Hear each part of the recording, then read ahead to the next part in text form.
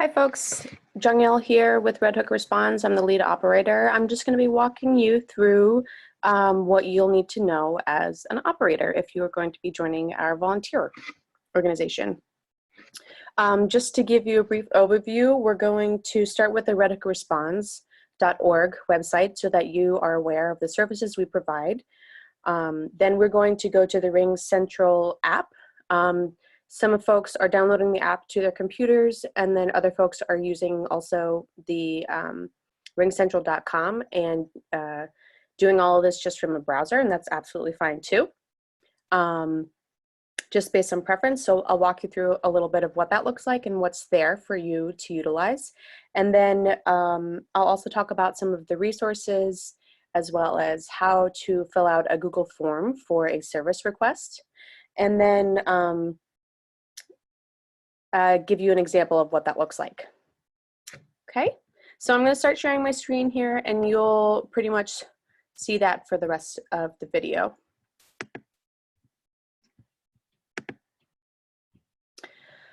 So as you can see on my screen, this is the RingCentral app. Sorry, but I'm going to take us to Red Hook Responds.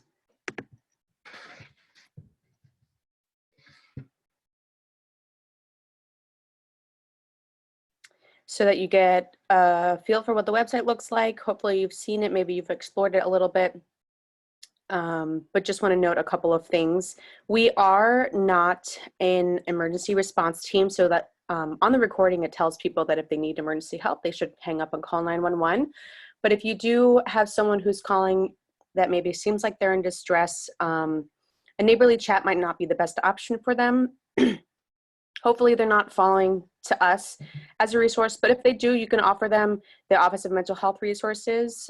There is an emotional support line, telephone line that you can give them, and I'll show you that later in the resources as well. And then these are some of the other resources that are just posted right on our homepage. But that's an important thing for us to know. The services that we do provide are under the Get Help tab. They are grocery delivery, pharmacy pickup, meal delivery. That starts on Friday, April 10th, and then neighborly chat. I'll give you a brief explanation of what each of these things is. So grocery delivery, and some of this information is also going to be in the notes and resources that you have in RingCentral, just so you don't have to remember all of this or write it all down.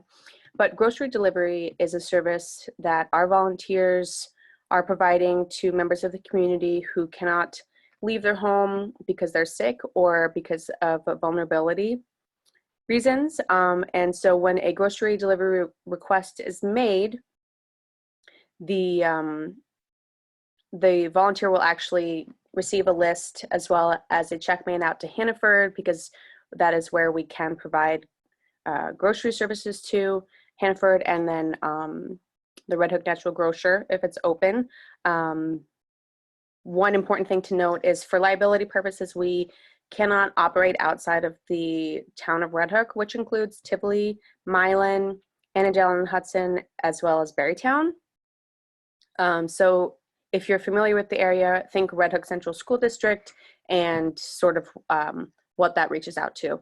So that being said, the grocery delivery service is something that people can request if they need us to go pick up groceries for them. Like I said, we will be picking up, volunteers will pick up checks as well as a grocery list and then complete the task. And you as an operator will just be submitting the request. And the same goes for all of these different tasks here, but just so you have a little bit of information in case anyone calling wants to know.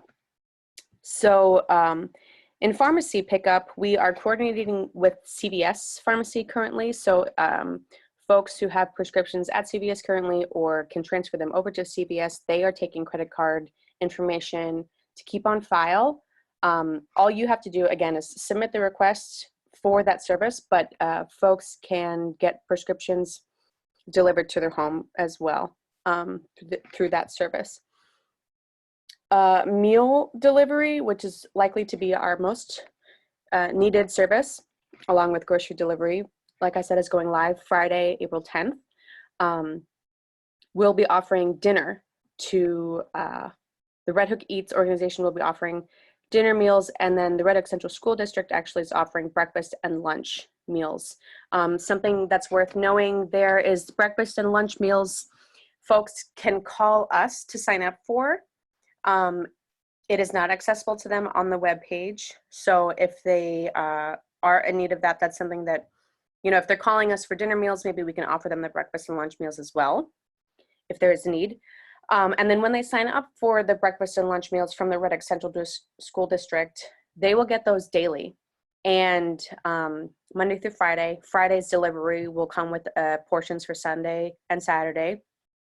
And they will continue to get those until they opt out of this service.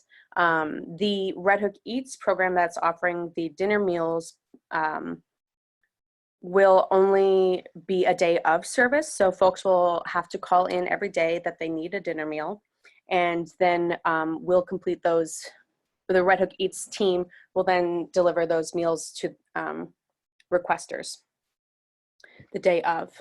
And then lastly is the Neighborly Chat. That is a service that is sort of like community outreach, where if folks are calling in because they need to get filled in on what's going on in the world, or, you know, they just need someone to talk to because they're isolated and lonely, or, you know, maybe they want to know more about what we're doing. You as an operator are trying to keep the lines open as much as possible. So you can always request a Neighborly Chat. If someone is and seems to be in need of a lot of assistance, like they need access to more resources, we have a list of resources to give them, but it's not necessarily your job as the operator to provide them with that list. So the Neighborly Chat can sort of act as a catch-all for someone who needs more information or needs to talk to somebody. Again, they can submit these requests online, but you as operators will also be doing that for them. So that being said, I'm going to take us to RingCentral in the app. And this is what the app looks like. Here's my profile picture. Whether, you know, you can switch whether you're available, invisible, or do not disturb. As well as some folks will have the don't accept queue calls and accept queue calls. At this point, I'm not sure why some folks have that and some folks don't. But when I get to that part in the training, I'll show you a different way to do that if you don't have that option. We are asking that folks do not sign up for RingCentral on their own, because that will sort of confuse our end of the system in making them members of Red Hook Responds. So we'll invite you once you have signed up to be a volunteer and you've been qualified to do the helpline operating, or, you know, the other positions that we have. And then you will also be added to various groups. So RingCentral is essentially a place for communication where we chat amongst ourselves as volunteers when we're on shift about questions that we have, or comments or concerns or anything like that. Also just friendly hellos, signing on, signing off.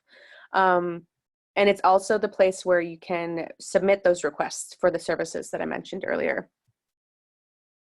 So in RingCentral, you will be invited to the official operators chat. That's a little gift that I sent out earlier after we completed another day of service.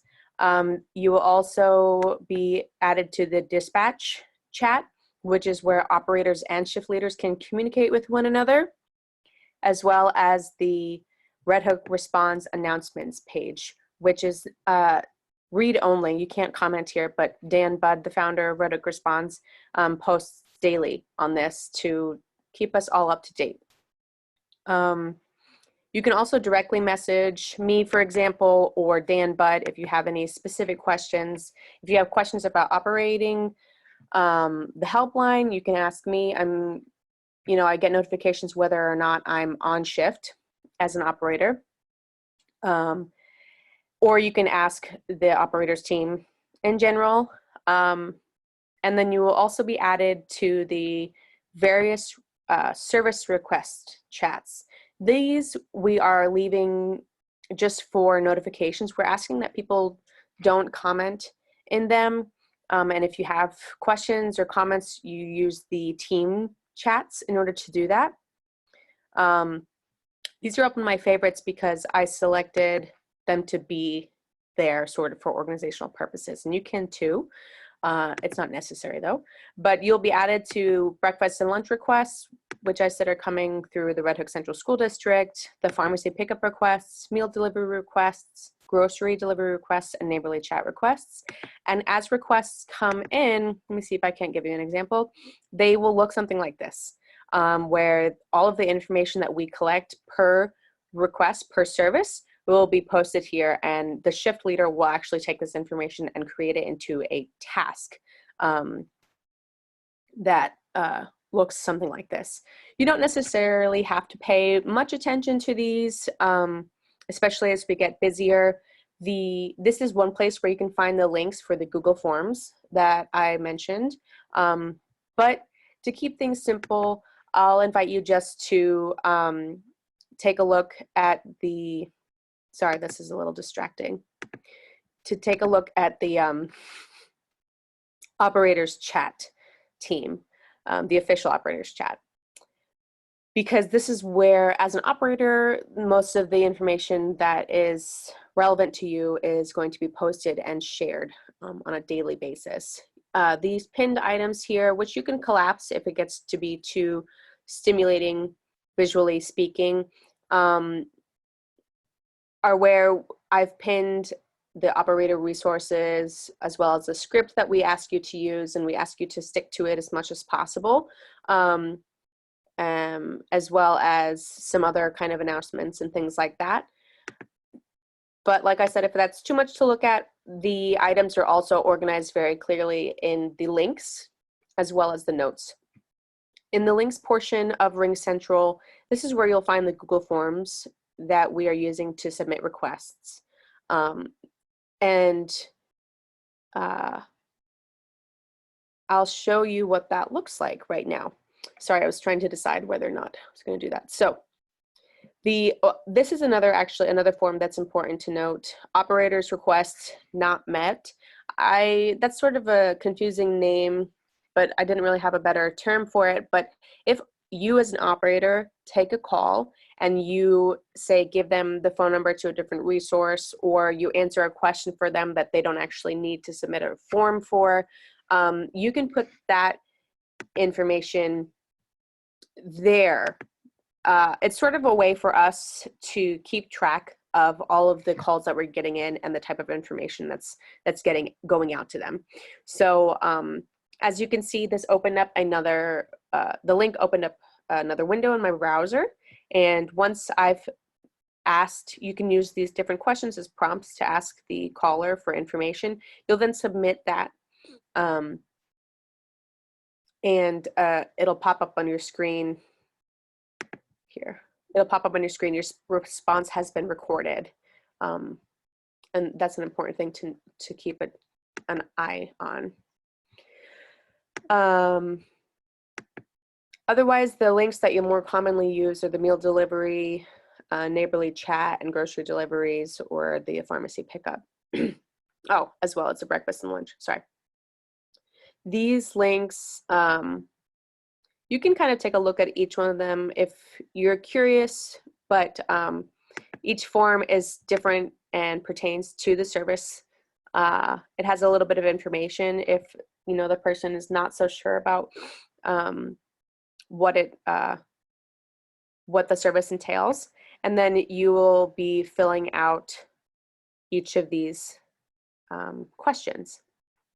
The delivery instruction is like, where can we leave this? Leave the meal, for example. Where can we leave the groceries? if they would like us to know anything else. We are offering a warning that we cannot promise nuts or other allergens are not in our foods, and we do have to select that after making that apparent to the caller. But they can, if they do have any other allergens that might be not nuts, or, we can write that there.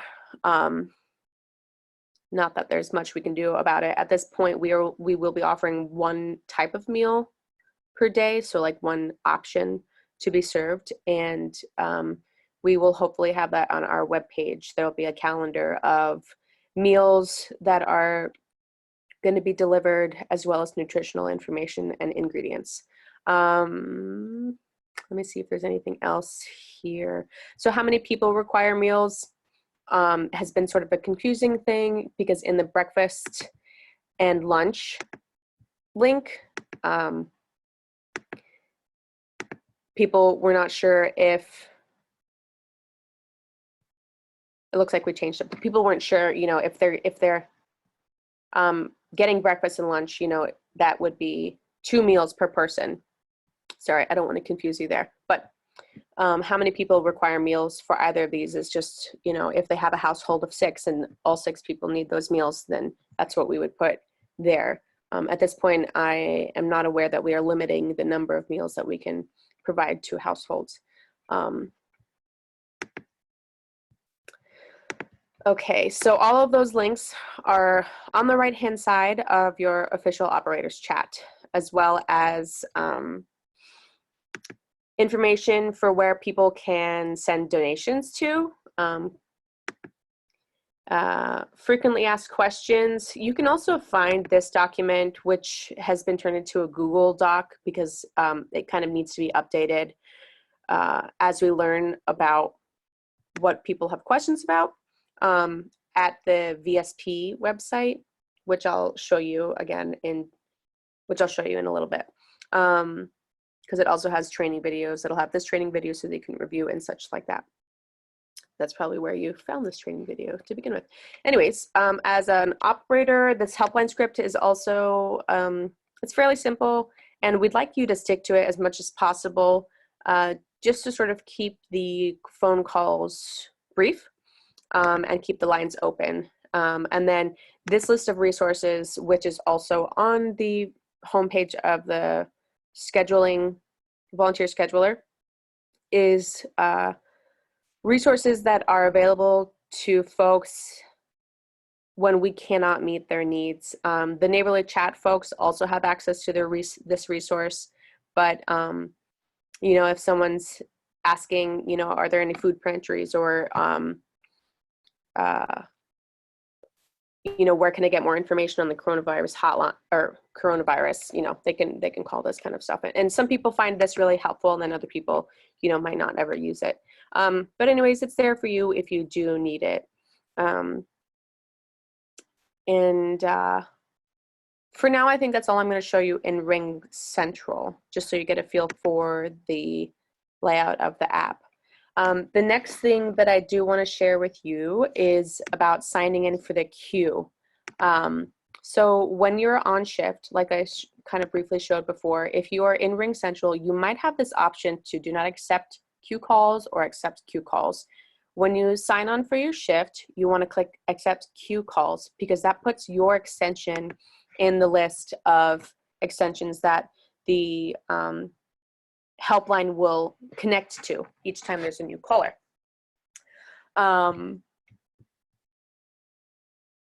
You should also have this phone icon on your app, or on your portal here. So please let us know if you don't have that, because that is an issue as an operator. But if you don't have that in your profiles, if you don't have this option to switch on and off between accepting queue calls, you can go to ringcentral.com. And a lot of people are actually having to do this. So at ringcentral.com, it's the same login information for the app. You will want to log into the admin portal, actually. It'll open up another browser, another window. You'll log in.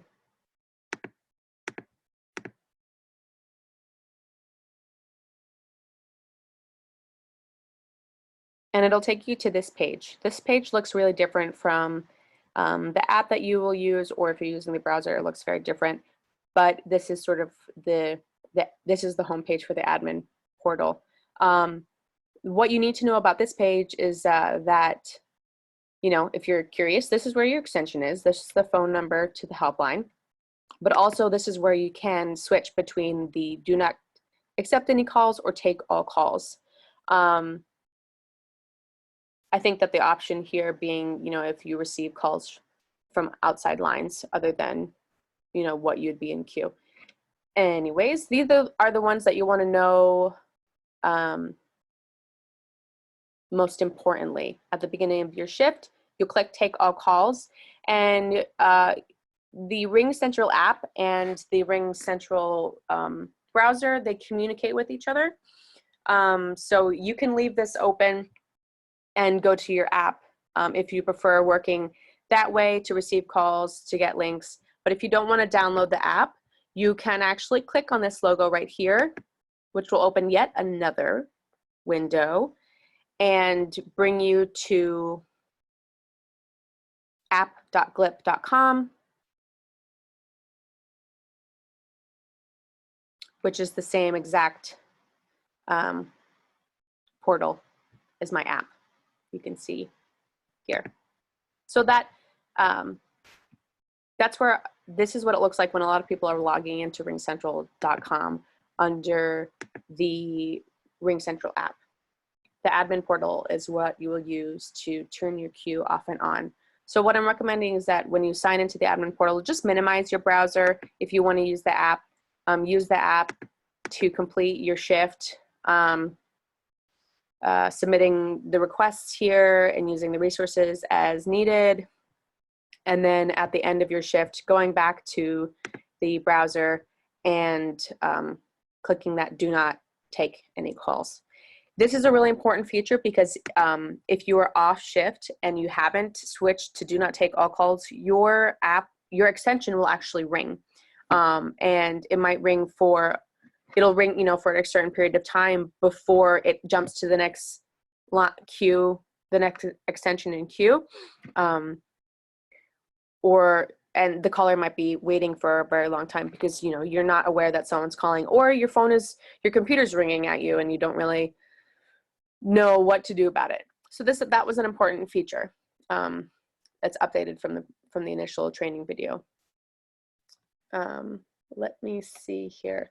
Okay, so all of that being said, you are introduced to the services we provide, the RingCentral app, as well as the website in case you're using that. And now I'm just going to walk you through a brief scenario for when somebody calls in to make a request. So when your computer rings, something like this will pop up. It won't look like this with these numbers, but it'll say such and such is calling. Do you want to accept or decline the call? And as Dan was saying in the meeting, if you have a corded, I don't know how to say this. If you have headsets that have a cord that you can plug into your auxiliary cable with a microphone, that I guess people are finding to be most effective. I haven't had any issues though so far with using just the microphone on my computer to answer calls and speak with callers. He did say, which I agree with, if you're using a Bluetooth headset, it can kind of complicate things a bit, especially if the quality of your audio is not great. So just bear that in mind if you are going to try that. That, you know, your callers might not be able to hear you very well, and with a lot of our callers being elderly folks, that would cause an issue. He did say that you could answer calls directly on your phone. So let's say you download the app on your phone and you're getting the notifications there, you're getting the calls there. I have personally found there to be a little bit of a an issue when actually trying to answer the call. But certainly give it a try, because it's more comfortable for everyone to be talking on their phone while taking a call. But then talking on your phone and filling out the Google form at the same time, that's a little bit more complicated. You can certainly take notes while you're on the phone if you don't want to multitask that way. But it's easy when you have the questions sort of in front of you to know what questions to ask and what information you'll need for the service. But okay, so a call coming in from the helpline, this will pop up on your screen. If everything is set up correctly, your computer will start to ring with a generic ringtone, and then you'll accept the call, and you'll start with the script. Thank you for calling Red Hook Response. How may a volunteer assist you today? It's based on preference if you want to share your name or not, but you don't have to. Again, keeping it brief is important here. So, thank you for calling Red Hook Response. How may a volunteer assist you today? Oh, I'm feeling a little bit lonely, and I was just wondering if there was someone I might be able to talk to. Or, for example, if, you know, I know that my neighbor, she's a senior and she doesn't have many connections here in the community, maybe I could request a call on her behalf, which is certainly something people can do for other people within the community. So they say, you can say essentially to respond to that, oh yes, we have a neighborly chat service, and I'd be happy to put in a request for a volunteer to give you a call back. And then, you know, they say something like, oh, that sounds great, or can you tell me more about the neighborly chat? And that's really where you can access those resources. A lot of folks are printing them out if you have a printer, just to get, you know, to have that information accessible and not have a million web pages or a million windows open on your computer. But so then you can say, I just have a few questions that I'll need to ask in order to submit a request for service. So if you'll bear with me here, could you give me your name? And she says something like Emily Test. And what's a good phone number to reach you at, Emily? 845-594-5101. You know, and it's always good to clarify things. So you could say, oh, Emily Test is T as in Tom, E as in elephant, S as in Sam, T as in Tom. You know, whatever your preference is, of course. The clearer the communication is, the better it is for all aspects of the operating system. And then, is there anything we should know about before going into these chats? I know that you mentioned that you were wondering if there was someone out there that you could talk with. So then you don't have to put anything there because it's not a required question, but you can put some information there. And then you're going to hit submit. It'll say your response has been recorded, and then you can say, is there anything else that, so your form has been submitted and a volunteer will be in touch with you after this. Is there anything else that are there any other services that we can provide you with today? And she says, no, that's all. Thank you very much. Thank you for calling Red Hook Responds. Your community is here to support you. Stay safe. Something like that. I think that's what the script says. And then you can just hang up the call from there in the RingCentral app. The information that you input will show up right here, and then the shift leader will take it from there. And that's pretty much your job as an operator, to take the calls, to put in the requests. Like I said, and if you have a question about anything while you're on the call, you can certainly ask us. You can also call people back. I have found that you can't make calls from your computer. You can't make any outgoing calls. So like you can call other extensions within the network, but internal calls only, but you can't call other people back. So if you do need to, I've used my cell phone a couple of times to contact people again. If for some reason a call gets missed, because of, you know, whatever connection, We've had some issues where it rang like once or twice and then it's gone. So I'm not exactly sure about those details, but if a call does get missed, you can always go to the operator's chat and say, I got a missed call from such and such number. Did anyone pick that up? Just, to cover all of our bases. Let me see. And I think that is it. As the lead operator, I'm kind of keeping an eye on this chat to see if there's anything that I can help with, any questions I can answer. So just know that someone is there for you, whether it's myself or Dan, if you ever have any issues. You're not in this alone and you don't have to know everything. That's certainly not what we're asking of you. One last thing I do want to show you is where those resources are and where the videos will be, where this video is posted. If you go to redhookresponse.org and you log in,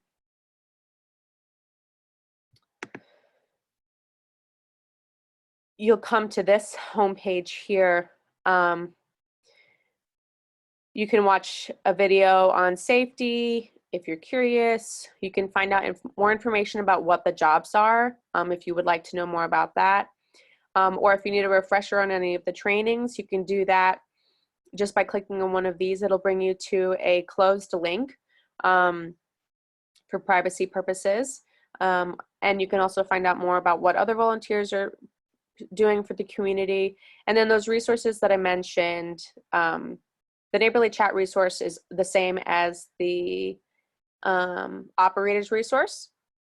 But again, if you feel like the conversation is getting to be too long, you can tell them you put in a request for the Neighborly Chat, type in the information in other information, additional information to know before going into the call, and then submit that request just to keep the lines open. But then that frequently asked questions Google Doc that we're kind of updating. If you have anything that you want to add to it, feel free to let me know and we can post it up there. Otherwise, this is a good place for questions, if we're super busy, that you can go to first to get an answer. Other than that, I believe that's everything that you have to know to be an operator. And if you ever feel stressed out, please just reach out to myself, Jungyeol Sumagari, or Dan. He's fairly busy, so you can try me first, and I'll try and answer any questions that you have. Thanks so much for volunteering, and I hope that you stay safe and healthy.